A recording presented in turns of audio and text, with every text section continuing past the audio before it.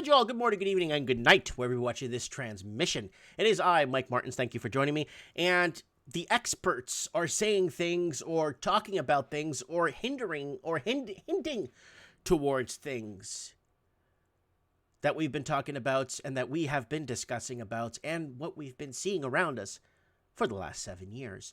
But today, they finally want to acknowledge that. So instead of just, we're going to look at the article, but we're going to actually maybe make a song for it. Making a song. Okay, so it goes, everybody in the middle class is getting squeezed out. Ba-ba-bum-bum-bum-bum-bum. And it's a painful Toronto's lack of affordability housing. Fa-fa-fa-fa-fa-fa-fa. Hits those in higher income brackets, says experts. Fa-fa-fa-fa-fa-fa-fa.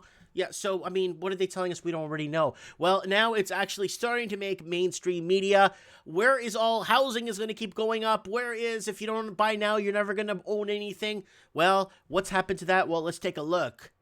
All right, so let's go into here. So here it is, guys. Everybody in the middle class is getting squeezed out, and it's painful. Toronto's lack of affordable housing hit those in higher income brackets, says experts. So the working poor, so the minimum wage, working poor, middle class. Now it's the upper middle class that's out. Goodbye. Remember, you know who the upper middle class is? If your parents owned a cottage when you were a kid, you were considered upper middle class. Now, your parents don't have that cottage anymore. And guess what? You are probably living God knows where now, because trying to do what your parents did or accomplished is almost impossible. And like either the older generations look down at the youngers and say, I had a cottage, I had this, I had 3 cars. Yeah, but you weren't part of this new world movement we're in today, where basically you're working for nothing. But a buddy was telling me the other day, I made $300 today, Mike, fixing someone's house. Go see what you get for $300 in groceries. You can't even eat for 3 days. And that's where it's headed. Anyway, so everybody in the middle class is getting squeezed out. So we can't even read this article because they want us to subscribe. Why subscribe when you got the Mike Martins channel and you got Reddit? So when Bonnie Heath bought her modest Scarborough home 20 years ago for about $200,000, she was earning $38,000 a year. So that is that is proper. That's actually pretty. $38,000 a year for a $200,000 house. That's still 4 times more than her income. So technically, she shouldn't have been qualified to buy that house. The house should have been $150 for her to buy. But she got a $200,000, even though she is now making only a little bit more, about $44,000 annually. So 20 years later, she's making $6,000 more in 20 years. Right there, yeah! Even though she is now making a little more, $44,000, she figures the house would sell for about $1 million. But you have to buy back in the same market, Sweet Pea, unless you want to take that money out and move to a secluded place in Costa Rica. Maybe you'd be okay.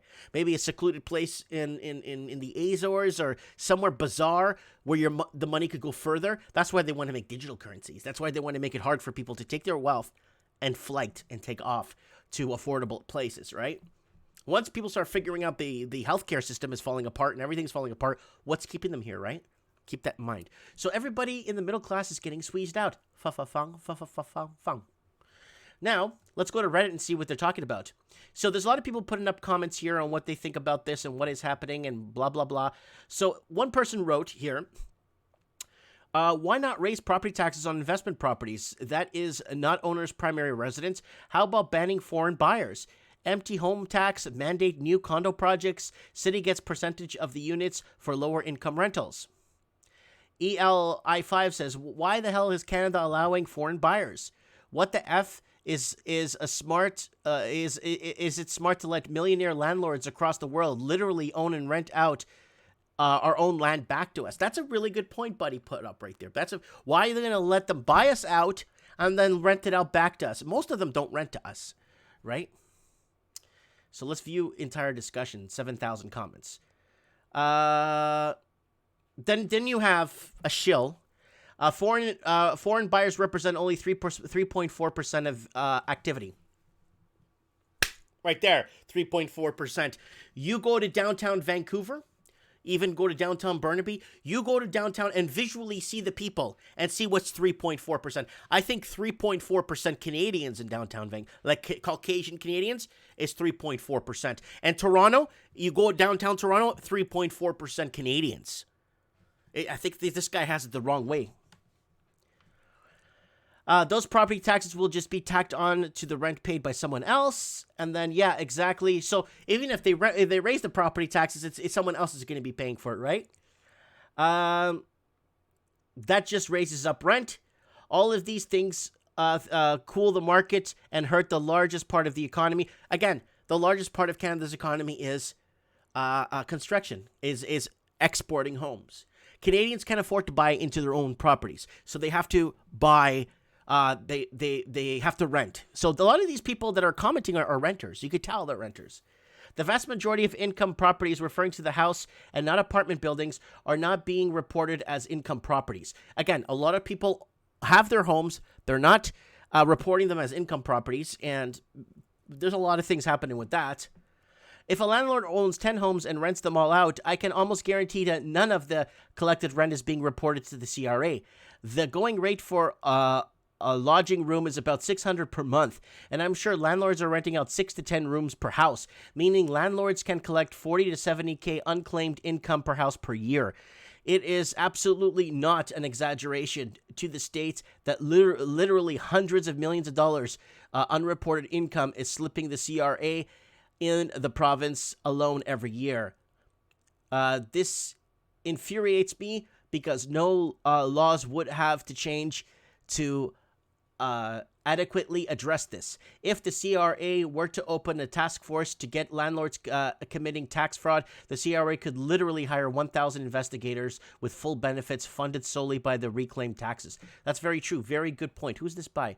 Not fire related, I guess. Blame the government and central banks. That's correct. Blame the government because the government is allowing people with suitcases full of cash to come in to buy us out. So we got reported $200 billion in laundered money. I'm not going to open the article. I brought it up. Canada, look it up yourself. Canada would be in a recession without money laundering. So $200 billion was laundered through Canada for the 4 years or 3 years that they've acknowledged it from 2011 to 2015. Now, they're reporting from 2015 to 2019. They're saying in total from 2010 to now, they're about $800 billion laundered, almost $1 trillion, $800 billion laundered through Canadian real estate, and that's crippling the middle class. And this is why. I don't think low-income housing subsidized by the city is the right solution for lower income. That's correct. I think better jobs, better job opportunity, public sector, private sector jobs, not public, not government jobs, private sector, mom and pop's businesses that could pay somebody's wages, that could help, and the people contribute to the infrastructure and help build a proper economy instead of having to depend on housing and real estate. Once you depend on housing and real estate for your economy, guess what happens to housing? It becomes unaffordable because it's a commodity. It becomes something that is no longer affordable instead of you're filthy rich, right? Glad they changed the slogan on our license plates. Okay. I think it was yours to discover or make it beautiful. I can't remember. It's not all Southern Ontario. If you go west, south of London, housing is still dirt cheap. So you got to get way out there. Anyone who can leave the GTA should.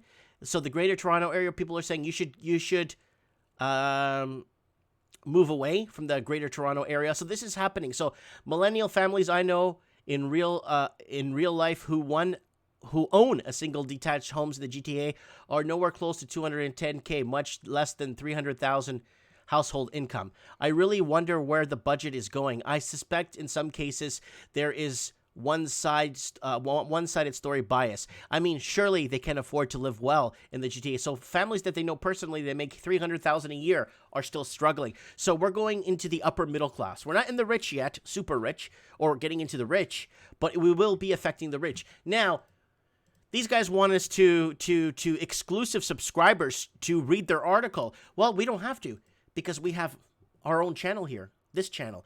Deep Scan, there it is. So let's lead up to what happened in Toronto. Let's do a lead up, okay? So we're going 5 years ago now. 5 years ago. Housing bubble won't burst, market crash. Why the housing bubble won't pop? And this is in Vancouver / going into Toronto. So this is from 5 years ago. Real estate, double-digit correction needed. So this is from 5 years ago. We needed a double-digit correction because the middle class was already out. Middle class, not working poor or minimum wage, okay? And then you go into here, affordability, housing migrants, mass exodus, housing exodus, youth abandoning big cities, right there, 5 years ago.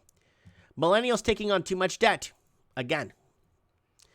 Now, this is when Vancouver put on the foreign buyers tax, investors pumping up Toronto real estate market. There it is, from 5 years ago. And Seattle, too, was hit, too. A record-setting year for Canada's housing market. There it is right there. Canadian housing going red hot, again, 5 years ago. Canada wants more Chinese, 500,000 per year. This article now is going into 5 years ago. Canada wants more Chinese to help prop up their economy. First-time home buyers loan equals disaster ahead. A lot of people that did take those first-time home buyer loans, now that are on these referrals or these like forbearance and stuff and have to pay their mortgages and pay back these loans, are in a lot of trouble. Housing crisis, monster homes on farmland, and equals food shortage. Economy becoming more dependent on housing. This is from 4/5 years ago. This video. Economies are becoming more dependent on housing because we're exporting homes. And then from 4 years ago, China will own Canada by 2020. You should see this video. China will own Canada by 2020. Free trade reform now because we have a free trade where people could come in and buy out our real estate. But try going to China and buying real estate there and see what they tell you. New Zealand housing sell-off. New Zealand selling off its country 5 years ago. China clamps down on banks moving currency overseas 4 years ago. This article's from 4 years ago. Price boom in the GTA. And then get out of Sydney, Australia, housing out of reach. That's from like 5 years ago. So all English-speaking countries were dealing with this. Home price data gone. Foreign buyers tax is working. I'm leaving Vancouver. I'm done. That's me. I left Vancouver 4 or 5 years ago. I think this is my 4th or 5th Christmas here. Shutting down gas stations for homes. Toronto's home prices to the moon. Abolish the foreign buyers tax. Then they abolished the foreign buyers tax because it was working, and they added many loopholes in it, right? 4 years ago. Moving out of the city. We'll keep you guys updated. So I'm out of here. That's basically what happened. Tech industry moving out of Vancouver. Canadian homeless crisis. Again, homeless crisis comes in with affordability levels. Home sale prices average drop. Chinese entering the housing market at full force, and they're investing in middle-class homes instead of the upper luxury stuff. And then, look at this from 4 years ago. This is so important. China suffers largest capital outflow. Now, Toronto housing market on fire 4 years ago. Wow. 25,000 vacant homes in Vancouver. Now it's like 90. But this is like 25,000. That's what they knew without hookups. People that weren't hooked up to cable and stuff. Vancouver housing bubble has burst, or has it not? Toronto housing severely unaffordable. Okay, so this is the upper middle class 4 or 5 years ago. So housing wave, tsunami to hit Ontario. So this is the housing takeover by foreign investors. And big city conspiracy. Housing supply or demand. Economies dangerously dependent on real estate. There you go. New Zealand housing severely unaffordable. Wow. Look at this. This is from like 4 or 5 years ago. Australia selling itself off to the highest bidder. Vacant homes is a pandemic growing in Canada. So Australian household debt at risk.